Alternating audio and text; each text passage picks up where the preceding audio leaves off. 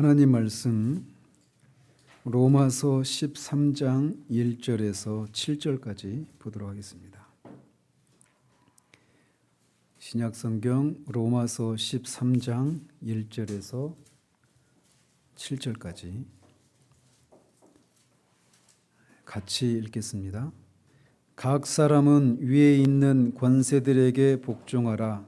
권세는 하나님으로부터 나지 않음이 없나니 모든 권세는 다 하나님께서 정하신 바라.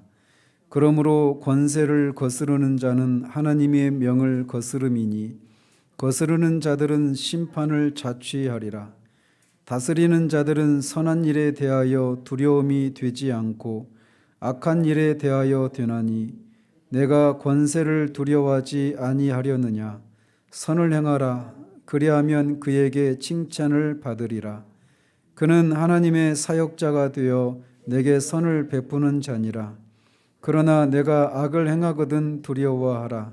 그가 공연히 칼을 가지지 아니하였으니 곧 하나님의 사역자가 되어 악을 행하는 자에게 진노하심을 따라 보응하는 자니라. 그러므로 복종하지 아니할 수 없으니 진노 때문에 할 것이 아니라 양심을 따라 할 것이라. 너희가 조세를 바치는 것도 이로 말미암음이라. 그들이 하나님의 일꾼이 되어 바로 이 일에 항상 힘쓰느니라. 모든 자에게 줄 것을 주되 조세를 받을 자에게 조세를 바치고 관세를 받을 자에게 관세를 바치고 두려워할 자를 두려워하며 존경할 자를 존경하라. 아멘. 지난주까지 해서 22장을 통해서 합법적인 맹세와 서원에 대해서 우리가 다 살펴봤습니다. 오늘은 23장을 통해서 국가의 공직자 또는 위정자들에 대해서 살펴보도록 합니다. 그래서 여기 23장에서 다루고 있는 것은 우리가 정부가 생겨나게 된 원인, 그 근원이 무엇인지, 정부가 가진 권세의 그 권위가 무엇인지, 또 정부의 목적과 역할이 무엇인지, 그 정부와 교회와는 어떤 관계가 있는 것인지, 또 정부의 권위는 하나님 자신의 주권적 권위와 어떻게 연결되는지 등등에 대해서 다루고 있습니다. 그래서 23장 1항 같이 한번 먼저 봅니다. 온 세상의 최고의 주요 왕이신 하나님께서는 자신의 영광과 공공의 선을 위하여 자기 자신 아래 국가의 위정자들을 세우셔서 백성을 다스리게 하셨다. 이러한 목적을 위하여 그들을 검의 권세로 무장시키셔서 선한 자들은 보호하고 격려하며 악을 행하는 자들은 처벌하게 하신다. 여기서는 이 정부 또는 이 정부의 위정자가 하나님에 의해서 세워졌다라고 말을 하고 있습니다. 그래서 이 정부의 기원이 합법적인 이유가 있다, 합법적이다라는 겁니다. 정부는 왜? 그것을 하나님이 세우셨기 때문에.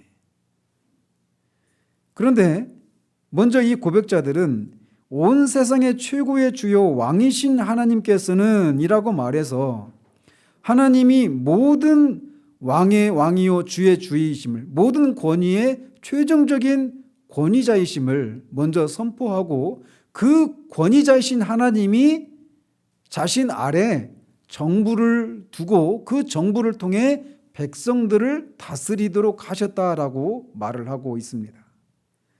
그렇기 때문에 뒤에서 이제 사항에서 살피겠지만 이 정부의 권세 아래에 있는 사람들이 해야 될 의무는 그 정부의 권한이 하나님으로부터 주어진 것이기 때문에 그 정부의 권위에 복종해야 될 의무가 있음을 우리가 기억해야 됩니다.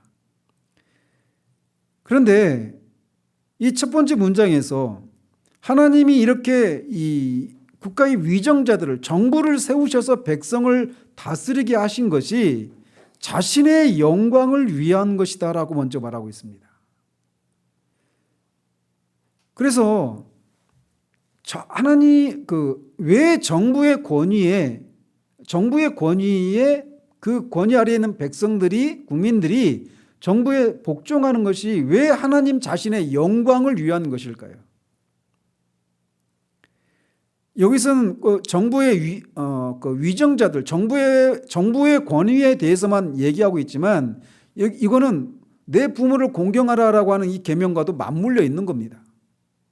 그래서 하나님이 정부의 그 위정자들뿐만 아니라 우리 위에 있는 많은 상관들 또는 직장의 상사들, 우리의 부모들 또는 교사, 이런 다양한 그런 권위자들을 하나님이 이 세상에 두셨단 말이에요.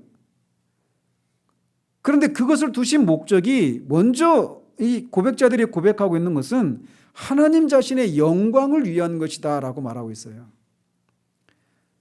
그것이 왜 하나님의 영광을 위한 것인가라는 거예요. 그 권위들의 권위 아래에 있는 사람들이 그 권위자에게 복종하는 것이 왜 하나님 자신의 영광을 위한 것이냐고 제가 묻고 있는 겁니다. 제가 대답할게요. 그것은 결국 그 권위자들에게 우리가 복종하는 것은 하나님이 그 권위자를 세우셨다. 그 권위자가 나를 다스리도록 하셨다라고 하는 것을 인정하는 겁니다. 무엇이? 우리가 복종하는 것이. 그렇기 때문에 권위자들에게 복종하는 것은 결국 그 권위자를 세우신 하나님의 권위에 우리가 복종하는 것이 되기 때문에 그 권위자에 복종하는 것은 하나님 자신의 영광을 위한 것이다. 이렇게 말을 하는 거예요. 그러면 반대도 성립이 되겠죠? 그 권위자들에게 우리가 복종하지 않는 것은 단지 그 권위자들에게만 복종하는 것이 아니라 그 권위자를 세우신 최종적인 권위자이신 하나님의 권위를 우리가 인정하지 않는 아주 큰 죄악이 되는 거예요. 그래서 정부와 관련해서만 좁혀서 말을 한다라면 하나님이 세우신 이 정부의 위정자들에게 우리가 복종하지 않는 것, 뒤에서 말하고 있는 것처럼 그들에게 존경하지 않는 것, 이것은 큰 죄라고 하는 것을 기억해야 됩니다. 단지 그냥 내가 정치적인 견해가 나와 같은지 아닌지 또는 신앙이 같은지 아닌지 이런 것을 불문하고 하나님이 세우신 정당한 권위자들에게 마땅히 복종해야 되는 것은 모든 권위자 아래에 있는 사람들에게 주어진 의무라고 하는 것을 우리가 기억해야 됩니다. 그리고 또 하나님이 이렇게 자기 자신 아래 국가의 위정자들을 세우시고 백성을 다스리도록 하신 목적이 무엇이냐면 공공의 선을 위한 것이다 라고 말하고 있습니다. 그렇게 하신 것이 공공의 선을 위한 것이라는 거예요.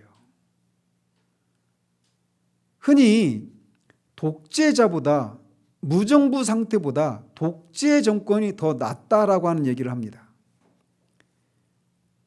이것에 대해서 동의하십니까? 정부가 없는 상태는 그야말로 모든 사람들이 다 권위자가 되어서 내 뜻대로 내 마음대로 살아가는 거예요. 사사기 시대의 그 상황에 재현되는 거죠. 그런데 그런 정부를 두신 목적이 뭐냐면 정부를 두시고 그들에게 그런 권위를 부여하신 목적이 공공의 선을 위한 것이다라는 거예요. 그래서 이 정부의 역할은 정부를 두신 두 번째 목적은 공공의 선을 이루기 위해서 정부를 세우셨다라는 겁니다. 그러니까 정부가 또 해야 될 의무도 여기에 해당되겠죠. 공공의 선을 위해서 이 정부가 그 자기에게 주어진 권세를 행사해야 되는 거예요. 공공의 선이 아닌 자기에게 속한 어떤 그룹들, 소수의 어떤 그 권력자들에게 속한 사람들을 위해서만 자신들에게 주어진 권세를 행사한다면 그것은 하나님이 그들을 그 자리에 세우신 것을 수행하지 못하고 있는 그런 것이라고 하는 것을 기억해야 됩니다. 데이비드 반 그루넨이라고 하는 학자가 이 정부에 대해서 정부는 하나님이 세우신 것이기 때문에 합법적이다. 그러나 모든 권세를 마음대로 행할 수 있는 것은 아니다라고 하는 면에서 제한적이다라고 얘기합니다. 그리고 이것을 그 정부를 세우신 정부에게 그런 권위를 주신 분이 하나님이시기 때문에 위정자들은 하나님께 책임이 있는 존재들이다라고 하는 얘기를 하고, 이 정부도 언제까지 존재하느냐, 이런 방식으로 이 세상을 통치하도록 하시는 방식은 주님이 오셔서 이 주님의 나라가 완성될 때까지만 가능하다라고 하는 면에서 한시적이다, 일시적이다, 이런 얘기를 합니다. 어쨌든 이 하나님이 이 정부의 위정자들의 그런 권한을 주신 두 가지 목적은 하나님의 영광을 위한 것과 공공의 선을 위한 것이다라고 먼저 진술을 하며 시작합니다. 이 목적을 이루기 위해서 그들에게 검의 권세로 무장시키셨다. 검의 권세로 무장시켰다라고 하는 것은 우리가 흔히 말하는 것처럼 공권력이라고 하는 거예요. 공권력을 통해 법을 집행하는 것을 통해 하나님의 영광을 위하고 공공의 선을 꾀하도록 하셨다라는 겁니다. 그렇기 때문에 그들에게 그런 권세를, 그런 목적을 위해서 그들에게 검의 권세, 공권력을 주셨다라고 말을 하고 있는 겁니다. 그래서 그런 공권력으로 뭘 하느냐? 크게 두 가지입니다. 선한 자들은 보호하고 격려하고 악을 행하는 자들에게는 처벌하는 거예요. 선을 장려하고 악을 억제하는 겁니다. 뭘 통해서 그게 실천돼요? 법을 통해서 그렇게 해야 되는 거예요. 법을 통해서. 그래서 오늘 우리가 읽은 것처럼 다스리는 자들은 선한 일에 두려움이 되지 않고 악한 일에 대하여 되나니라고 말하는 거예요. 선한 일을 하지 못하도록 정부를, 다스리는 자들을 둔 것이 아니란 말이죠. 악한 일들을 못하도록, 악한 일을 한 자들에게 처벌하도록 다스리는 자들을 두셨다라고 말을 하고 있는 겁니다. 이런 목적을 위해서 이 위정자들을, 정부를 세우셨기 때문에 네가 권세를 두려워하지 아니하려느냐라고 반문하고 있는 거예요. 즉 이 얘기는 권세를 두려워해야 된다는 겁니다. 왜요? 그들을 세우신 분이 하나님이시기 때문에.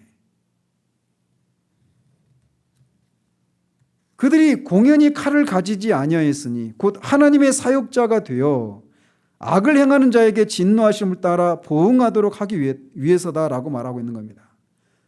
그래서 지금 이 편지를 쓰고 있는, 이 로마서 13장을 쓰고 있는 바울이 어떤 황제 아래서 이것을 쓰고 있습니까? 당시 로마의 황제가 로마 제국에 의해서 지배를 받고 있는 상황이잖아요. 근데 그 당시 로마 황제가 누구였어요? 네로 황제였어요. 네로 황제. 네로 황제부터 그 앞에 클라우디우스, 그때부터 좀 그런 조짐이 드러났지만 이 황제를 신으로 숭배하려고 하는 그런 황제 숭배 사상이 그 전부터 조금씩 일어났어요. 궁극적으로 도미티안 황제 때 그 사도 요한이 반모섬에 유배당했을 때 그때 황제였던 이 도미티안 황제 때 최고로 이제 그게 완전히 공식적으로 그렇게 드러났지만 네로 황제 때도 그런 조짐이 있었단 말이에요. 그런데 그런 네로 황제 치하에 있는 로마 교회를 향해서 이 편지를 쓰고 있는 거예요. 그런 권세도 하나님이 세우셨다라는 겁니다. 그래서 베드로 사도도 똑같은 얘기합니다. 베드로 사도도 네로 황제에 의해서 죽습니다. 베드로 사도도. 그런데 그 베드로 사도가 이렇게 말을 해요. 인간의 모든 제도를 주를 위하여 순종하되. 왜 이렇게 말을 합니까? 이 인간의 모든 제도를 세우신 분이 하나님이시기 때문에 이렇게 말을 하는 거예요. 마찬가지로 말씀드린 것처럼 네로 황제 때 이렇게 얘기하고 있는 거예요. 혹은 위에 있는 왕이나 혹은 그가 악행하는 자를 징벌하고 선행하는 자를 포상하기 위하여 보낸 총독에게 하라, 이렇게 얘기하는 겁니다. 왕이나 총독, 지금은 전제주의 국가가 아니니까 민주적인 그런 정부의 방법에 의해서 선출된 대통령이나 이런 정부 공직자들, 이런 사람들에게 우리가 이런 태도를 지금도 보여야 되는 거예요. 자, 이렇게 1항에서는 정부의 그 권세 기원이 하나님으로부터 말미암았고 그것을 하나님이 그렇게 정부를 세우셔서 백성들을 다스리도록 하신 목적이 하나님의 영광과 공공의 선을 위한 것이라고 하는 것, 그리고 그것을 이루도록 하기 위해서 그들에게 공권력을 주셨다라는 것, 그리고 그 공권력을 통해 선을 장려하고 악을 억제하는 그런 일을 하도록 하셨다라고 하는 내용을 다루고 있어요. 자, 2항을 보도록 합니다. 2항 같이 한번 읽겠습니다. 그리스도인들이 공직자로 부름받았을 때 그것을 수락하여 공직을 수행하는 것은 합법적이다. 그들은 그 직분을 수행함에 있어서 각 나라의 건전한 법률에 따라 특별히 경건과 공의와 평화를 유지하도록 해야 한다. 그런 목적을 위하여 현재 신약 시대에는 정당하고 필요한 경우에는 전쟁을 일으키는 것이 정당하다. 자, 첫 번째 문장에 그리스도인들이 공직자로 부름받았을 때 그것을 수락하여 공직을 수행하는 것은 합법적이다. 이렇게 진술하고 있습니다. 이렇게 진술할 때 이게 당연하지 이렇게 생각하죠. 그죠? 그러니까 쉽게 말하면 공무원이 되어서 그렇게 공직을 수행하는 것은 합법적이다 이렇게 말을 하고 있는 거예요. 근데 굳이 이렇게 얘기하고 있는 것은 당시 이 종교개혁 당시에 일어난 이단 중에 하나가 무엇이었냐면 제세례파라고 하는 이단이었어요.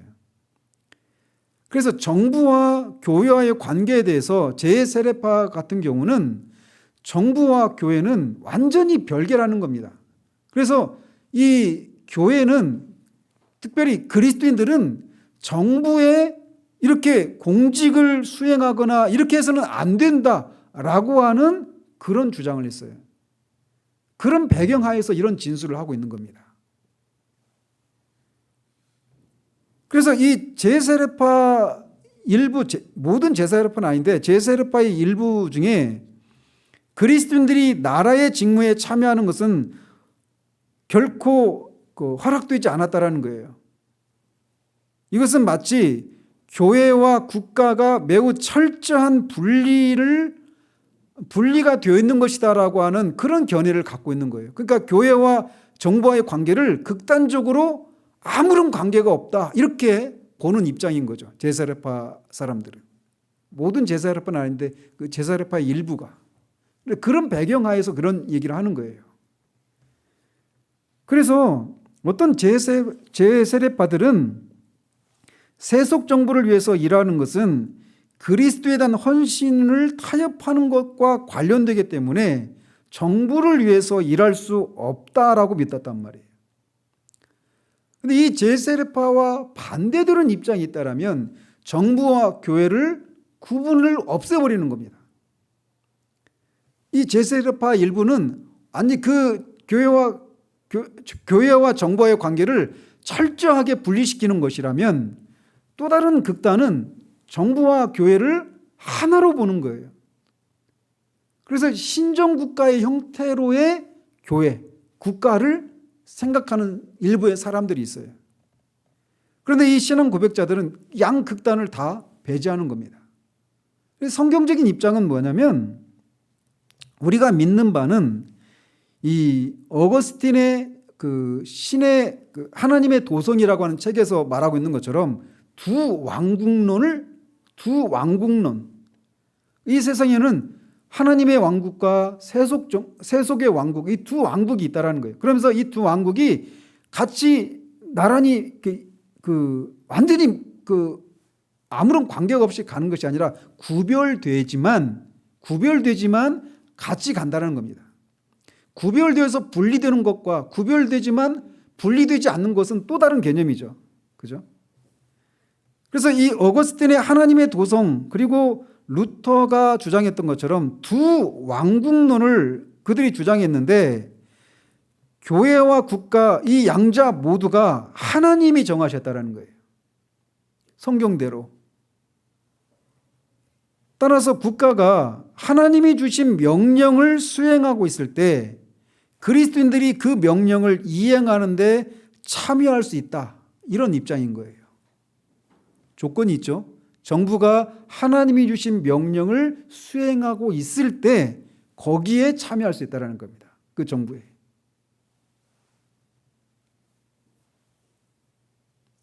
그리고 그렇게 정부의 공직자를 수락하고 공무에 참여할 수 있는데 두 번째 문장은 이렇게 말을 하고 있어요.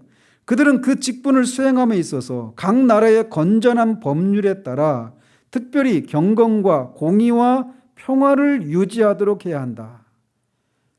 공직에 참여하는 사람들, 가장 최상위에 있는 위정자뿐만 아니라 그 위정자의 통치에 가담해서 이 공무를 담당하는 사람들이 그 목표로 해야 될 것은 각 나라의 건전한 법률을 따라서, 건전한 법률이라고 하는 조건도 필요합니다.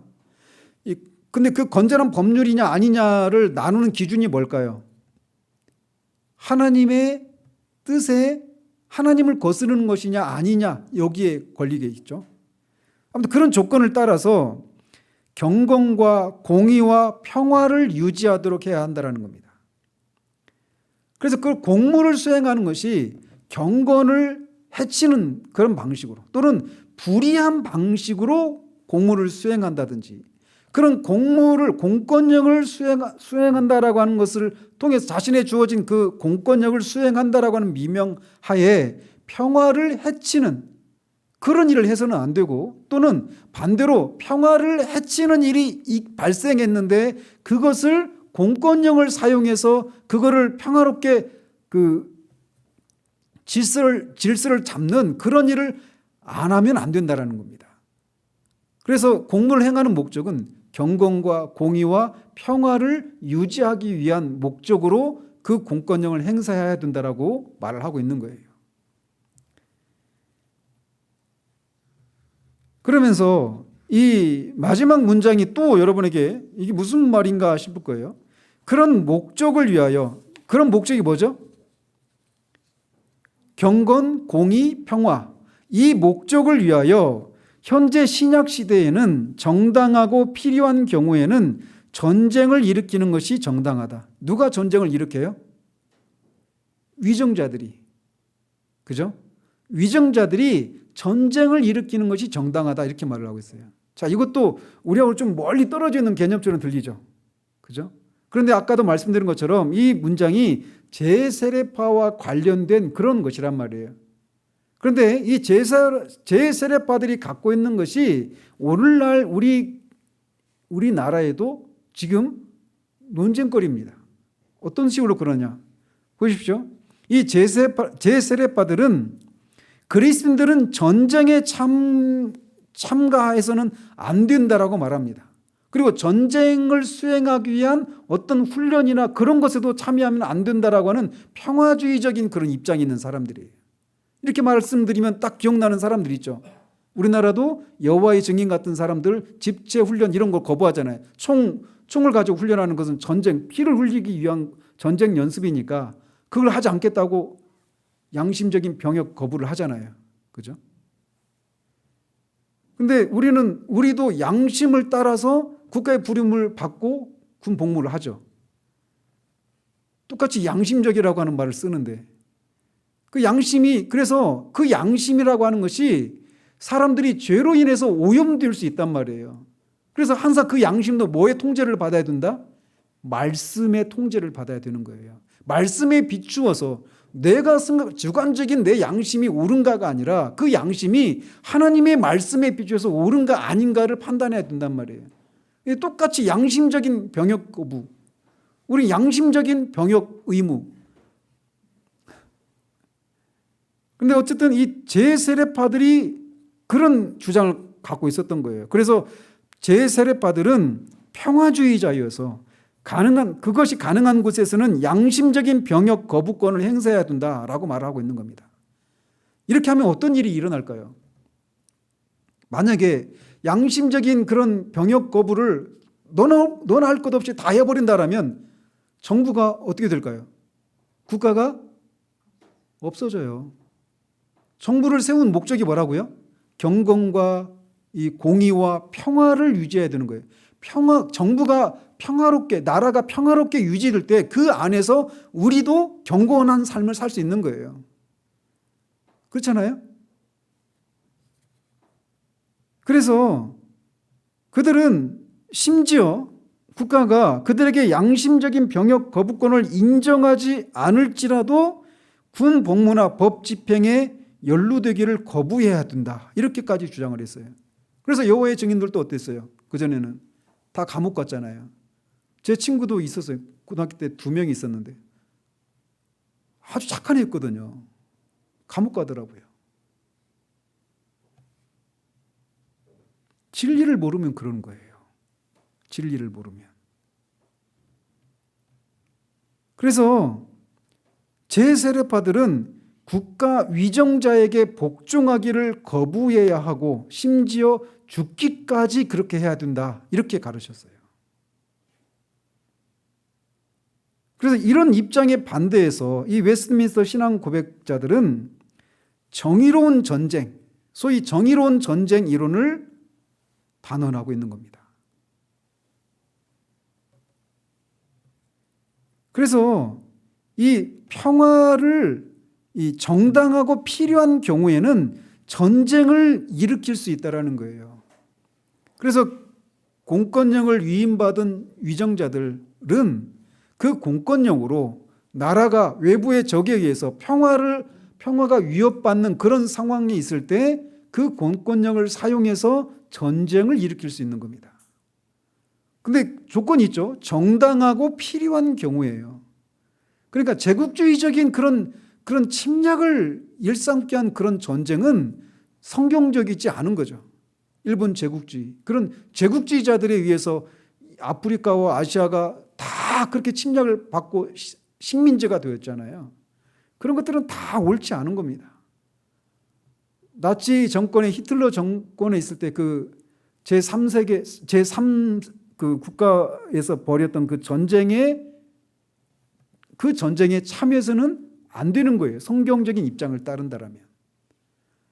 이건 굉장히 그래서 복잡한 내용이기도 합니다. 현대 사회에서. 만약에 우리나라가 막 국력을 키워가지고 만주로 막 일본도 먹고 만주도 막 그렇게 한다면 거기에 우리는 참여해서는 안 돼요. 그런 전쟁은 정당하고 정당하지 않으니까. 그러나 정당하고 이유가 있는 그런 전쟁을 정부가 일으킬 수 있고 그 정부의 권위에 국민들은 복종해야 되는 거예요. 자, 그리고 사망 굉장히 긴데 지금까지 중에 가장 깁니다. 주보에 없어요.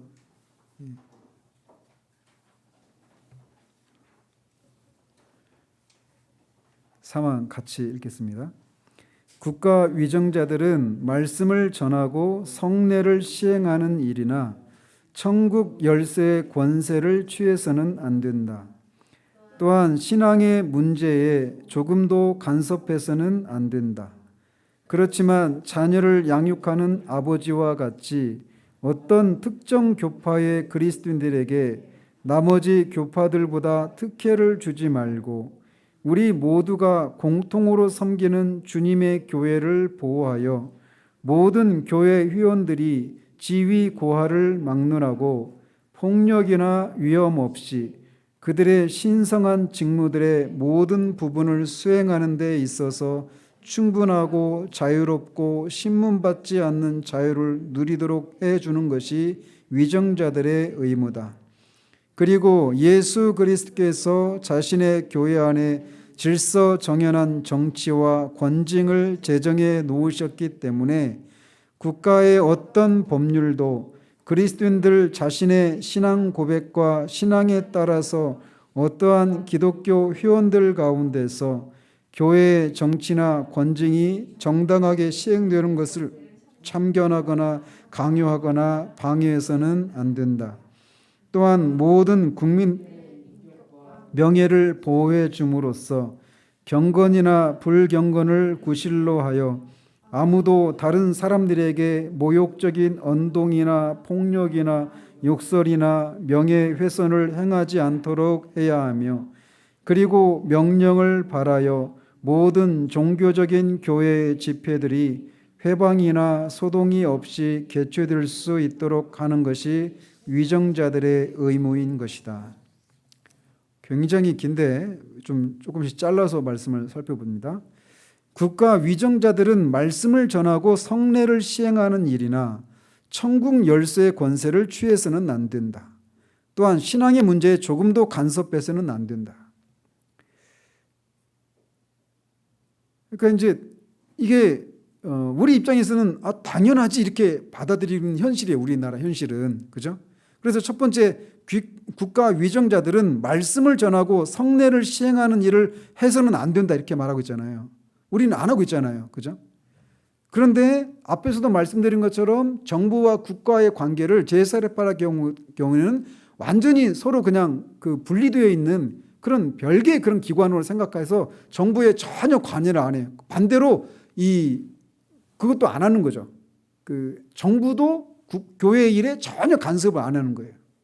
완전히 별개로 가는 겁니다. 그러니까 서로 도움을 주거나 받거나 이런 일도 없는 거예요. 그들의 입장에 따르면. 그런데 또 다른 극단은 뭐냐? 교회와 정부를 하나로 보는 거예요. 신정국가 아래에 있는 교회가 국가고 국가가 교회인 거예요. 그래서 교회 수장이 나라의 지도자고 나라의 지도자가 교회 수장인 거죠. 그래서 그들이 말씀을 전하고 성례를 행하는, 그리고 또는 그런 성직자들을 임명하는 그런 권한을 행사하는 그런 교회 형태가 있단 말이에요. 근데 그것에 대해서 지금 반대하고 있는 겁니다. 이를테면 구약에서 보면 히스기야 왕 앞에 요담, 그다음에 그 앞에 우시야 왕이 있었는데, 우시야 왕도 이 남유다에서 5명의 선한 왕 중에 한 명입니다. 그래서 종교 개혁도 하고 농업 개혁도 하고 군사력과 정치력을 강화시키는 그런 일을 하면서 어쨌든 법을 따라 하나님의 계명을 따라 살려고 해서 선한 왕이라고 하는 평가를 받았던 왕이었어요. 그런데 그 왕이 제사를 드리려고 하다가 그것을 제지하는 제사장을 막 치려고 하다가 손에 문둥병이 들어서 결국은 뒤로 물러가는 일이 일어나죠. 그래서 요담 왕과 섭정을 하게 되는 그런 상황이 벌어져요. 그런 일을 해서는 안 된다라는 것이죠. 신정국가였던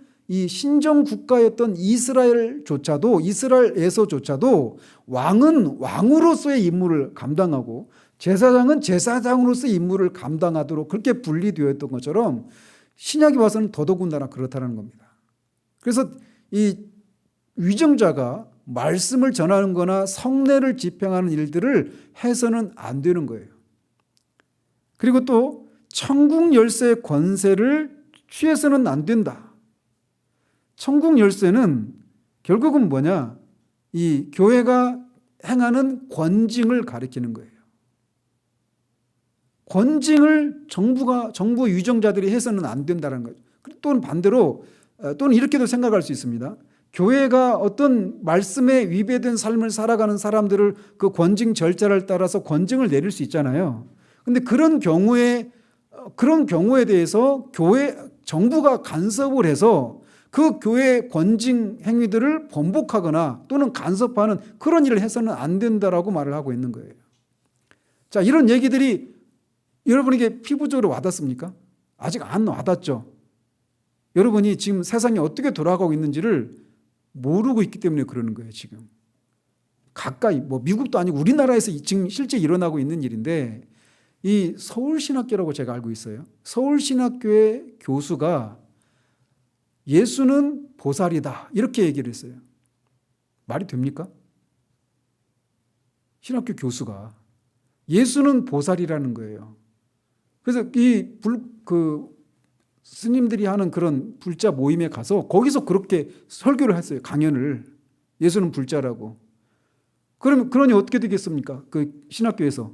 당연히 징계했겠죠. 권징을 해서 해고를 시켰어요. 근데 어떤 일이 일어난 줄 아세요? 법원에 소송을 제기한 겁니다. 불법 해고라고. 법원이 어떻게 해준지 아십니까? 복직시켰어요. 그래서 지금 교수하고 있다니까요. 지금 서울신학교에서. 지금 현재 벌어지고 있는 일이에요. 앞으로 있잖아요. 이런 일이 장담컨대 많이 일어날 겁니다. 제가 지금 여러분에게 경각심을 불러일으키는 거예요. 이게 멀리 있는 얘기가 아니라는 거예요. 실제로 그런 일이 일어나고 있는 거예요, 지금. 신앙의 문제에 조금 더 간섭해서는 안 된다. 우리가 믿는 바가 이거예요. 위정자는 위정자로서의 그런 일을 해야 되는 거예요. 근데 교회 일에 간섭해서는 안 되는 거예요. 교회를 세우신 분도 하나님이시고 정부를 세우신 분도 하나님이신데 교회는 교회로서의, 정부는 정부로서의 일을 해야 되는 거예요. 그리고 그것이 서로 무관하냐? 그렇지 않아요. 정부가 정부로서의 그런 역할을 잘 감당하면 평화를 유지하고 공의가 실현되고 경건한 그런 분위기들이 조성되면 그 안에서 우리가 단정한 중에 신앙생활을 할 수 있단 말이에요. 그죠? 그리고 우리가 교회로서의 그런 임무를 잘 수행해서 영혼들을 말씀을 통해서 거듭나게 하고 거듭난 영혼들이 선한 양심을 쫓아서 하나님의 법을 쫓아서 성령을 의지해서 하나님의 법을 실현하며 살 때 그 사람들이 사는 삶이 사회에 정부에 얼마나 큰 기여를 하겠어요. 그죠? 그래서 서로 그렇게 선한 영향력을 주고받고 보호하고 지켜주는 그런 역할을 서로 할 수 있단 말이에요. 각자의 역할을 하면 되는 거예요. 그런데 이제 그 범위를 뛰어넘어서 교회가 또는 정부가 각자의 영역을 침범하는 일들이 일어나는 것을 이 고백자들은 지금 부정하고 있는데, 해서는 안 된다고 말하고 있는데 현실은 그런 일이 일어나고 있다는 거예요. 앞으로 그런 일이 많이 일어날 겁니다. 얼마든지 상상할 수 있잖아요. 교회에 들어와서 열심을 내어서 막 활동을 합니다. 그죠? 한 교회 들어오면 이제 그 사람들 막 열심을 내면 다 어떻게 해요? 교회가 그 사람을 중직자로 세우겠죠. 그 사람이 이제 본색을 드러내는 거예요. 어느 시간에. 예? 지금도 그 신학교에서 그런 일이 일어나고 있잖아요. 총신대에서 동성애 클럽이 있어요. 동성애 동아리가. 모르시죠? 총신대에서 제가 나온 신학교에 그게 있다니까요. 근데 그 동성애에 대해서 교수가 반대되는 그런 강의를 한 것에 대해서 소송을 걸어가지고 그 교수가 해임되는 일이 일어났어요. 그게 우리나라에서 지금 일어나고 있다니까요. 그 사람들을, 근데 그거에 대해서 정부가 지금 개입을 하고 있는 거예요. 그리고 그런 일들은 보십시오. 신학교에서 그런 일이 일어나죠. 교회로도 그런 일이 일어날 거예요. 그리고 교회 중직자를 맡아서 이렇게 하고 있는 사람이 어느 순간 그 본색을 드러내는 거예요. 그리고 이 교회 목회에 어려움을 끼치고 결국 그것 때문에 징계를 받아서 출교하거나 뭐 어떤 권증을 했을 때 어떻게 하겠어요? 가만히 있어요? 법으로 호소하겠죠. 그리고 법정에서 그 사람에게 권증을 취소하는 결정을 내리거나 또는 막대한 재정적인 그런 보상을 하는 그런 판결을 내릴 수 있는 거예요. 그런 일이 일어나면 어떻게 될까요? 교회에서 말씀을 있는 그대로 전하는 일이 가능할까요? 점점 위축되는 겁니다. 근데 이미 그런 일이 일어나고 있어요. 지금 우리가 어떤 시대를 살고 있는지를 알아야 됩니다. 갈수록 그럴 거예요. 그럼 어떻게 될까요? 교회 회원으로 받아들이는 것에 있어서 우리가 굉장히 주의를 해야 되는 거예요. 그래서 청교도들이나 이 개혁주의자들은 교회 회원으로 받아들이는 과정에서 그 사람의 신앙이 진짜인가를 충분한 기간을 들여서 검증하는 작업들을 했던 겁니다. 그런 이유로. 근데 앞으로는 그런 일이 더 있어질 거예요. 더 있어야 되는 거예요. 제가 겁주는 게 아닙니다. 실제로 지금 벌어지고 있는 일이에요. 지금 우리가 살고 있는 이 대한민국 땅에서, 총신대에서 말이에요. 무섭지 않아요? 지금 우리가 살고 있는 시대가 그런 시대예요.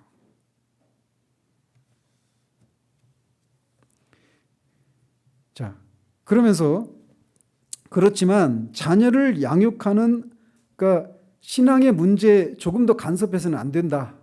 라고 하는 거예요. 그러면 이제 이렇게 얘기하면 또 제세파 입장으로 치우쳐 버릴 수 있잖아요.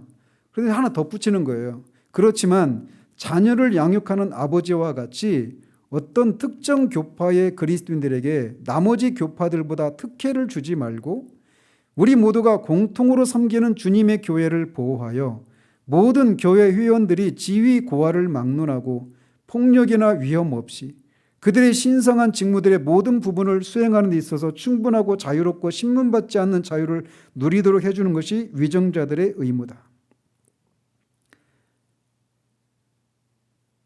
그래서 여기서 진술하고 있는 것은 뭐냐면 앞에 부분에서 말하고 있는 것은 어떤 지금 이것은 우리하고는 그렇게 멀리 직접적으로 이렇게 피부적으로 와닿지 않는 그런 진술일 수 있어요. 그죠?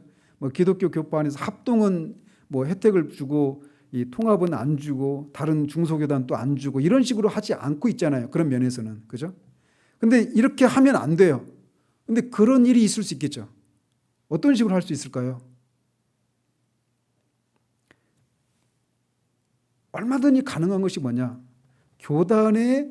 각 교단의 이 총장이나 그런 힘을 발휘하는 사람들, 이 사람들의 어떤 그 약점을 정부가 잡을 수 있잖아요. 그죠? 그래가지고 그런 사람들이 올바른 목소리를 내지 못하도록 하는 방식으로 정부가 어떤 부당한 것들을 진행할 수 있는 거예요. 그렇지 않겠어요? 그래서 반대로 그거에 대해서 반대 목소리를 내는 사람들을 이제 공권력으로 제압하는 그런 일들이 일어날 수 있는 거예요. 저는 지금 그런 일이 우리나라에서 진행되고 있다고 하는 입장입니다. 그래서 보십시오. 교회 회원들이 지위 고하를 막론하고 폭력이나 위험 없이 그들의 신성한 직무들의 모든 부분을 수행하는 데 있어서 충분하고 자유롭고 신문받지 않는 자유를 누리도록 해주는 것이 위정자들의 의무다. 그러니까 쉽게 말하면 이 그리스도를 섬기고 있는 그런 교회들이 주님을 섬기기 위해서 예배하고 모임을 갖고 하는 데 있어서 어떤 제약도 받지 않고 자유롭게 할 수 있도록 해줘야 된다는 거예요. 근데 이 지금 코로나 사태가 1년이 넘게 진행되는 과정 가운데 지금 교회를 향해서 정말 저번에도 말씀드렸지만 법의 이 테두리 법이라고 하는 허울을 쓰고 다가오고 있지만 그 속에서 교회를 향해서 점점 치우쳐져 있는 이 편향된 그런 시각들과 이런 것들이 점점 우리 사회에서 지금 막 극대화되고 있는 그런 상황들이에요. 여러분들이 다니는 직장에서 주변에 만나는 사람들에게서는 잘 느끼지 못할지 모르겠어요. 그래서 이 얘기들이 멀리 있는 얘기처럼 다 느껴지는지 모르겠어요. 저번에도 이 목사님이랑 그런 얘기를 나눴는데 교회에서 교회발 어떤 모임 저번 2주 전인가 그 교회에서 예배 드리고 매주 그런 건 아니겠지만 아무튼 교인들끼리 나가서 식사할 수 있잖아요. 그죠? 그거는 교회 소모임이 아니잖아요. 그죠? 그냥 교제하는 차원에서 그렇게 할 수 있잖아요. 직장 다니는 사람도 얼마든지 가서 그냥 가볍게 식사하고 차도 마시고 그러잖아요. 그런 것의 연장이잖아요. 똑같은 테두리 안에 있는 거잖아요. 기사가 어떻게 나오는지 아세요? 교회발 소모임, 예배 후에 소모임 가지고 거기서 확진자가 나왔다. 이렇게 기사가 나오는 거예요. 교회 이 안에 있는 이 사람들 이런 우리가 이 방역 규칙을 지키면서 이렇게 예배를 드리겠죠. 우리는 다 나와도 규칙을 지키고 있는 상황이지만 어쨌든 규모가 있는 교회들은 그렇게 하고 있단 말이에요. 지금도. 그런데 지하철 타고 다니시는 분 계시죠? 거기에 있는 밀집도하고 교회 그 밀집도하고 비교가 안 돼요. 한 번도 출퇴근 시간에 지하철 사진이나 버스 사진 이런 백화점이나 이런 데 늘 가는 사람들이 그런 데하고 교회를 향해서 하고 완전히 달라요. 그래서 그것 때문에 지금 정부를 상대로 헌법 소원을 제기하고 이런 분들이 있잖아요. 근데 그런 것들에 대해서 우리가 우리는 상관은 없으니까 어떤 피해도 없으니까 이런 자세로 있으면 안 된다라는 거예요. 그런 것들이 점점 우리가 믿고 있는 것들을 예배를 모이는 데 있어서 자유함을 잃어버리게 만드는 그런 쪽으로 자꾸 지금 몰아가고 있는 거란 말이에요. 그래서 이런 조항들이 지금 굉장히 우리에게 멀린 조항들이 아니라고 하는 것을 우리가 볼 수 있어야 된다는 거예요.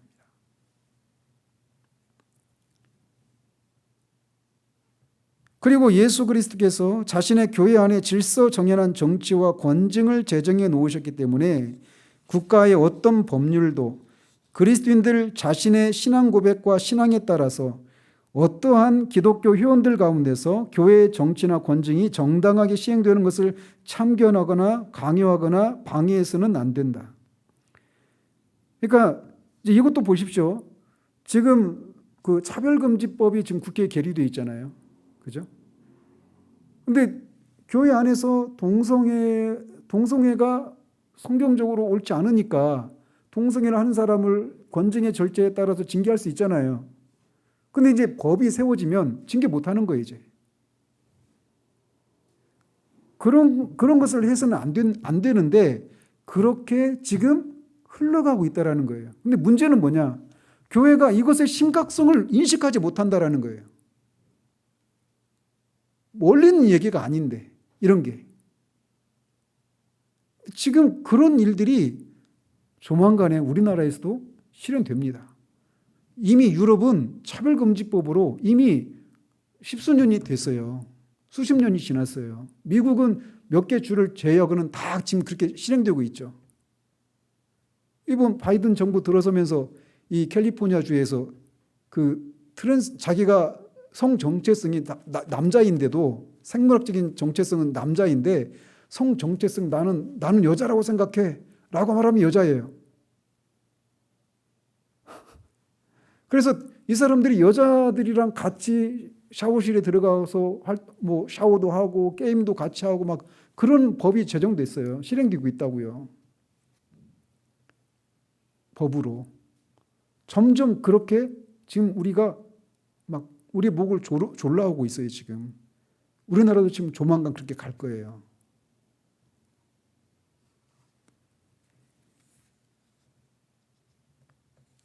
그리고 또한 모든 국민들의 인격과 명예를 보호해 줌으로써 경건이나 불경건을 구실로 하여 아무도 다른 사람들에게 모욕적인 언동이나 폭력이나 욕설이나 명예훼손을 행하지 않도록 해야 하며 그리고 명령을 발하여 모든 종교적인 교회 집회들이 회방이나 소동이 없이 개최될 수 있도록 하는 것이 위정자들의 의무인 것이다. 근데 이제 이런 분위기들이 계속 가면 이제 어떻게 되느냐면 누가 이제 우리 예배할 때 막 밖에서 막 들어와가지고 난입해가지고 예배를 못 드리도록 방해하는 일이 있을 수 있어요. 근데 심지어는 지금도 그런지 모르겠는데 제가 실제로 들은 얘기들이에요. 교회 예배 드리고 있는데 경찰이 막 들이닥치는 거예요. 신고를 한 거예요, 누가. 지금 벌어지고 있는 일이에요. 지금 대한민국 안에서. 저 교회가 방역수칙을 어기고 모여서 예배드리고 있다. 신고가 들어가는 거예요. 그러니까 막 와가지고 막 들이닥치는 거예요. 공무원이나 이 경찰들이. 예배를 방해하는 일들이 이제 법이라고 하는 이 테두리 안에서 법이라고 하는 탈을 쓰고 이제 그렇게 점점 옥죄어오고 있는 그런 현실이 지금 우리 앞에 다가오고 있는 거예요. 지금 이게 지금 멀리에서부터 이렇게 좀 점점 이렇게 포위들어 와서 이 포위망이 결국은 우리를 얽어매는 그런 상황까지 오지 않았기 때문에 멀리 있는 것처럼 느끼고 나와 상관이 없는 것처럼 느껴지고 있는데 이미 제가 볼 때는 이미 그게 시작되고 있다고 봐요. 어떻게 되겠어요, 우리가? 영적으로는 이제 우리가 주님이 오실 때가 가까이 왔구나라고 하는 그런 인식을, 종말론적인 인식을 가지고 우리가 때로는 여기서 부당하게 우리에게 요구하는 하나님의 뜻에 어긋나는 것들을 정부가 요구할 때는 기꺼이 그것을 거부하고 하는 일들이 있어야 되는 거예요. 그러니까 뭐 그냥 아직은 진짜 우리 앞에 다가와 있는 상황이 아니지만 제가 어떤 뭐 차별금지법이라든지 뭐 이런 것들을 통해 가지고 이 어떤 그들이 말하는 이 차별이라고 하는 것은 들어가 보면 뭐예요? 차별하지 말라는 얘기는 어떤 말이에요? 또 결국은 다른 말로 바꾸면 구별하지 말라라는 거예요. 구별은 또 뭐예요? 거룩이잖아요. 그죠?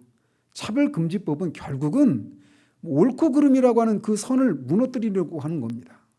사탄이 하는 거예요. 사탄의 전략이에요. 창세기에서 우리가 살펴보겠지만 2장에서 그걸 말씀을 살펴보겠지만 그런 것들의 뿌리에는 그 배후에는 사탄이 있는 거예요. 그래서 그런 것들이 실행되면 제가 뭐 그 일부러 하겠어요? 말씀을 살피는 중에 계속 강의를 하다 보면 그 말씀을 접하게 되겠죠. 그걸 얘기했을 때 잡혀가는 일이 있어도 여러분들이 거기에 같이 하겠는가라고 하는, 같이 해야 된다는 그런 동지의식이 우리 가운데 형성되는 것이 필요하다는 거예요. 겁을 주고자 하는 것이 아니라 점점 우리가 그 시대를 향해 가고 있다는 것을 지금 구체적인 사례, 없는 얘기 한 게 아니란 말입니다. 지금 우리가 그런 시대를 살고 있어요. 점점 그게 강도가 심해져 갈 겁니다. 그러나 그만큼 주님이 오실 날이 가까운 거예요. 경계해야 돼요. 깨어 있어야 돼요. 그러나 동시에 주님이 오실 날도 가까웠다. 최종적인 승리가 가까워졌다라고 하는 그 인식도 같이 가져야 되는 겁니다. 자, 마지막 항 같이 봅니다. 위정자들을 위해 기도하고 그들의 인격을 존중하고 그들에게 조세와 그 밖의 공과금들을 바치고 그들의 적법한 명령에 복종하고 양심을 위하여 그들의 권위에 복종하는 것은 국민들의 의무다. 신앙생활을 하지 않거나 신봉하는 종교가 다르다고 해서 그 위정자의 정당하고 적법한 권위를 인정하지 않거나 순종하지 않아도 되는 것은 아니다. 그러한 의무에서 교회 직원이라고 해서 면제되지 않는다. 더구나 교황은 위정자들의 통치 영역에 대하여 그리고 그들이 통치하는 백성에 대하여 아무 권세나 사법권을 가지고 있지 않다. 그리고 만일 교황이 위정자들을 이단으로 판단하거나 그 어떤 다른 구실로 정죄하더라도 위정자들의 통치권이나 생명을 빼앗을 권한이 전혀 없다. 자, 정부의 그 권위의 근원이 이거라고 하는 것을 우리가 앞에서 살펴봤고 정부의 역할이 무엇인지 이런 것들을 살펴봤을 때 그러면 이 그 권위 아래에 있는 그리스도인들의 의무가 무엇인가를 이 사항에서 얘기하고 있는 거예요. 그래서 첫 번째는 위정자들을 위해서 기도하고 라고 말합니다. 위정자들, 여기 위정자들이라고 말할 때 여기서 말하는 위정자는 이 시대에는 네로예요. 네로와 그의 이 사람들입니다. 그리고 그들을 위해서 기도해야 되는 거예요. 그리고 그들의 인격을 존중하고 디모데전서 2장 1절 2절에서 말하고 있는 거예요. 그들의 인격을 존중해야 되는 거예요. 이 위정자들. 그러니까 이게 바울이 디모데에게 보낸 거니까 1차적으로는 그들이죠. 그죠? 그들에게 조세와 그 밖의 공과금들을 바쳐야 되는 거예요. 우리도 이런 국민으로서의 그런 의무들을 법적으로 우리에게 제시한 그 의무들을 우리가 감당해야 하는 겁니다. 그러면서 그들의 적법한 명령에 복종하고 양심을 위하여 그들의 권위에 복종하는 것은 국민들의 의무다. 그래서 조건이 있죠. 적법한 명령에 복종해야 되는 거예요. 그러면 명령에 복종하지 않은 어떤 시민적인 저항을 할 때에도 있는가? 있다라는 겁니다. 적법한 명령이 아닌 경우에. 적법과 이 합법의 기준이 뭐예요? 하나님의 뜻인가 아닌가예요. 뜻에 어긋나는가 아닌가예요. 그 법이라고 하는 이 테두리를 가지고 하나님의 뜻에 어긋나는 것을 우리에게 강요할 때는 우리가 거기에 순종해서는 안 돼요. 저항해야 되는 겁니다. 이 저항하는 것이 이제 우리가 점점 주님이 오실 날이 가까워지고 하고 있는 이 시대에 이 저항하는 것이 때로는 우리에게 순교를 강요하는 것이 될 수도 있어요. 아직 거기까지는 안 갔습니다. 그러나 그럴 수 있어요. 그렇게 갑니다. 반드시 그렇게 가게 돼 있어요. 계시록에서 보는 것처럼 우리 보면 알 수 있는 것처럼 말이죠. 우리는 그 시대를 가고 있는 거예요. 제가 진화론 말씀드렸잖아요. 진화론이 우리에게 끼친 폐해 중 하나가 뭐냐면 굉장히 긴 시간이라고 하는 이 생각을 우리도 모르게 가지고 있어서 역사적으로 마지막으로 일어날 한 가지 사건이 있어요. 그 마지막 남은 한 가지 사건이 주님의 재림이 있잖아요. 근데 그 사건도 아주 말 후에 일어날 것처럼 생각하는 그런 생각이 우리도 모르게 우리 안에 젖어 들어와 있다는 겁니다. 그러나 지구는 그렇게 오래되지 않았어요. 계속 살펴보겠지만 말이죠. 제가 과학적으로 제가 그 자료를 제시할 거예요. 그래서 불복종을 해야 될 때가 언제인가 이거를 딱 잘라서 설명하기는 쉽지는 않아요. 그렇지만 원리는 이렇습니다. 왜냐하면 어떤 권위자든 그게 정부 국가 위정자든 부모든 고용주든 가정에서의 아버지이든 부부관계 속에서의 남편이든 우리에게 하나님이 금하시는 것을 하라고 하고 하나님이 명령하시는 것을 하지 말라고 금지할 때 그때 우리는 불복종해야 되는 겁니다. 그 큰 원리를 우리가 붙들고 있어야 되는 거예요. 내가 이것을 그들이 우리 보고 하지 말라고 하는데 그게 하나님의 하라고 하신 것을 하지 말라고 하는 것이라면 우리는 그들의 주장을 거부하고 하나님이 하라고 하신 것을 해야 됩니다. 그 반대도 마찬가지고요. 그들이 하라고 하는 것이 하나님이 금지하고 있는 것을 하라고 하는 것이라면 우리는 그들이 하라고 하는 것을 해서는 안 되는 거죠. 거듭 말씀드리지만 이제 신사 참배 이게 종말론적으로 그런 시대가 지금 북한은 이미 그런 시대잖아요. 그런 상황이 있잖아요. 그죠? 근데 이 계시록적인 그런 상황, 그 계시록 13장에 있는 666이라고 하는 것이 저번에 잠깐 말씀드렸죠. 그게 어떤 형태로 오든지 간에 그것은 전체주의적인 그 형태로 다가온다라고 말씀드렸잖아요. 그죠? 그걸 받지 않으면 그게 받는 게 뭔지 구체적으로 뭔지는 모르겠어요. 그러나 그것을 받으면 그들과 같이 하나 묶여서 경제생활하고 이 땅의 삶을 영위할 수 있는 거예요. 그러나 그걸 받지 않으면 매매를 못하는 거예요. 매매 못한다는 얘기는 경제활동 못한다는 거예요. 취직 못하고 승진 못하고 이런 거예요. 구체적으로 말씀드리면 우리 시대로 용어로 한원해서 말씀드리면 그럼 어떻게 되겠어요? 죽겠죠. 그러니까 전체주의적인 그런 것을 강요하는 시대로 가는 거예요.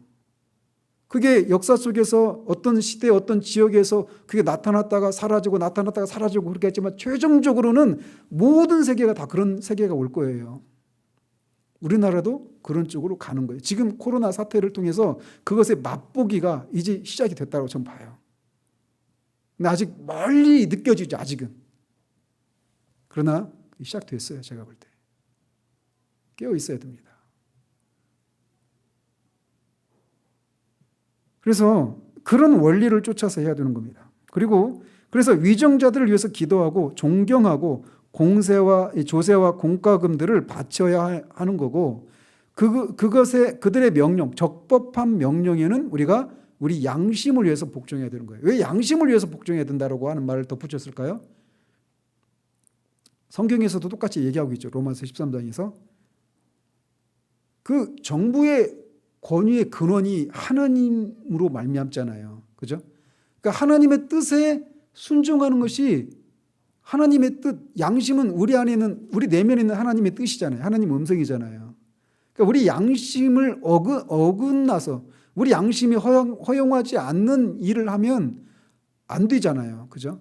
그래서 그것을 하라고 하는 것을 안 하면 내가 어떤 벌을 받을 것에 대한 두려움 때문에 그것을 하라는 대로 하라 이런 얘기가 아니라 먼저는 우리 양심이 하나님을 섬기는데 아무런 꺼림이 없도록 하기 위해서 그렇게 이 적법한 명령인 경우에는 복종하라고 얘기를 하고 있는 거예요.